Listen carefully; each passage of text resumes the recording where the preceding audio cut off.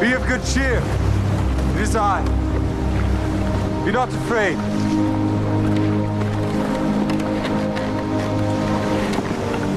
Lord, if it be thou, bid me come unto thee on the water. Come.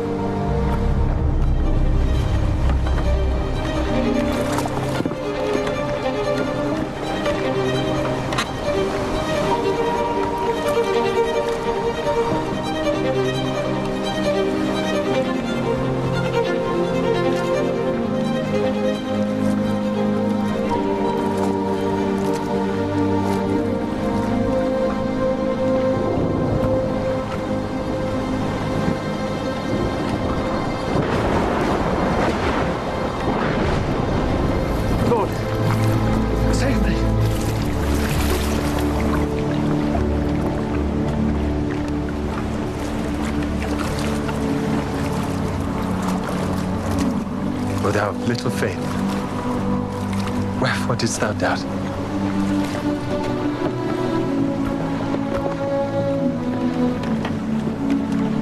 Of a truth, thou art the Son of God.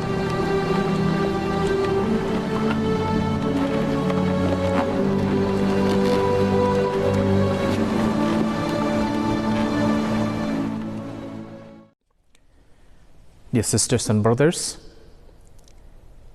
we are reflecting on the readings of the 19th Sunday in Ordinary Time.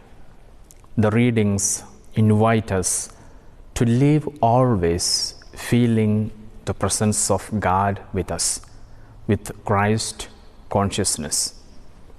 The first reading begins with the prophet Elijah going to Mount Horeb, also called Mount Sinai.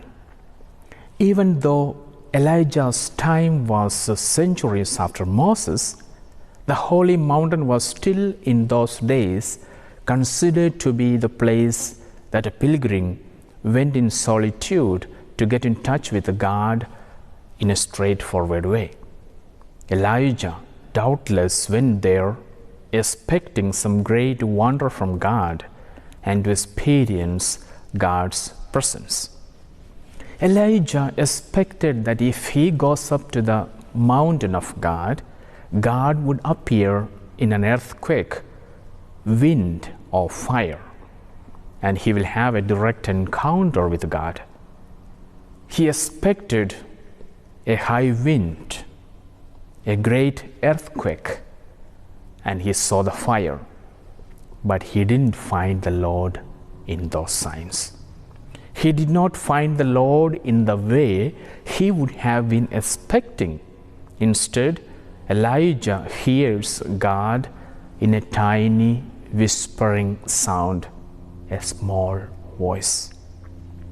Can God still make himself known to humanity through miraculous signs in the world? He absolutely can. The reality is that most of the time, God speaks to us in the miracle of our daily lives and in the small voice that is often difficult for us to hear unless we take the time to listen. But we expect God to speak to us in extraordinary ways. Personal experience of God and transcending our natural self is impetus for us to grow and flourish in our Christian life. A group of people had their lives turned around by a carpenter's son. From where did he start? the Abba experience. And from where did the disciples start?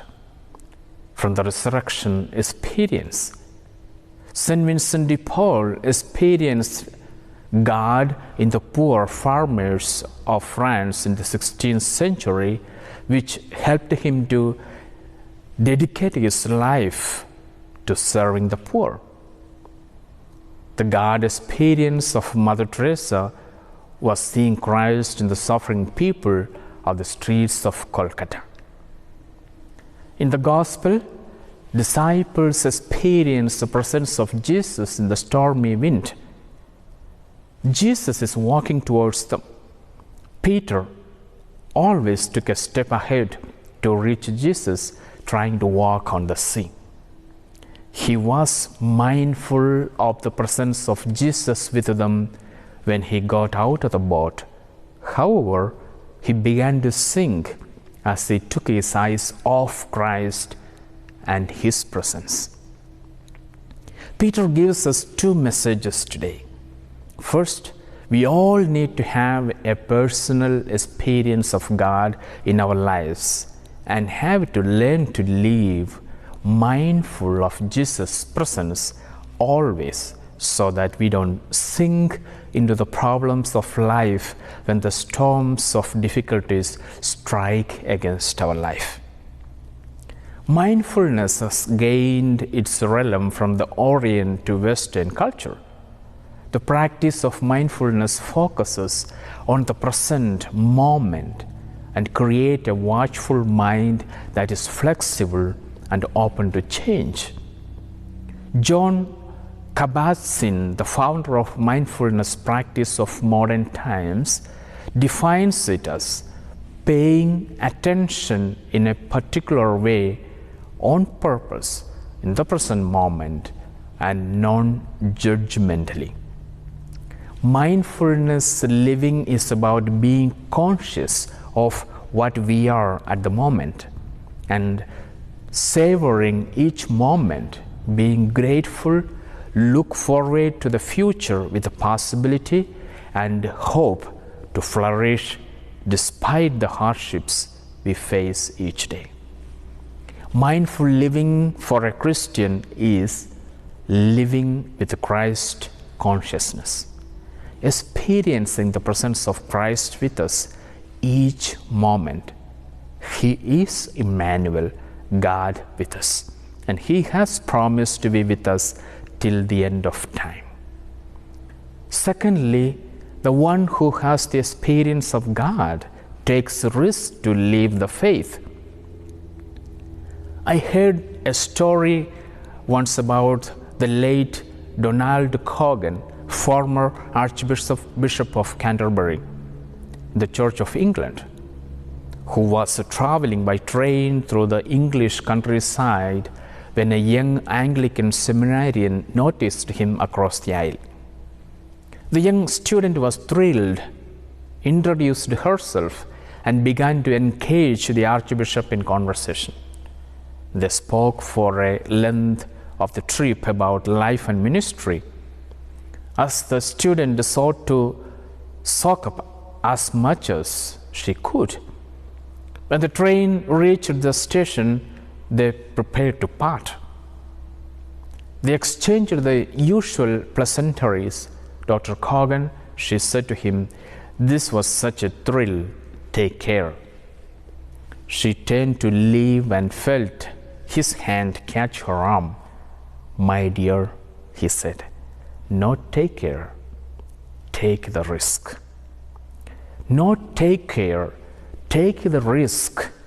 The call to discipleship is not take care, it is to take the risk, to step off the boat out into the waters. This is the second message that Peter gives us today. Often we are all frightened to get out of the boat like other disciples because we don't experience the presence of Christ in our lives. Taking risk is part of living by faith. Taking risk is what impacts others for Christ. Everything in this life is a risk. God uses people who are willing to get out of their comfort zone. He uses people who are willing to take risk. What risk are you taking for Christ? Is it a relationship risk, a witnessing risk, a family risk, a business risk, a job risk, a life decision, a medical risk? Whatever you are facing, know that the Lord is with you. And He makes it abundantly clear that He will help you. When you are called to step out in faith, realize that your God is greater than any problem. Be still for a second and remember who is in control. The question that we must ask every day is, what is my God experience that can transform my life? We have to transcend our inner self and experience God's presence in our lives so that we can lead a meaningful and flourishing life as a disciple of Christ. Let us keep our eyes on Christ and always live mindful of His presence with us. God bless you all.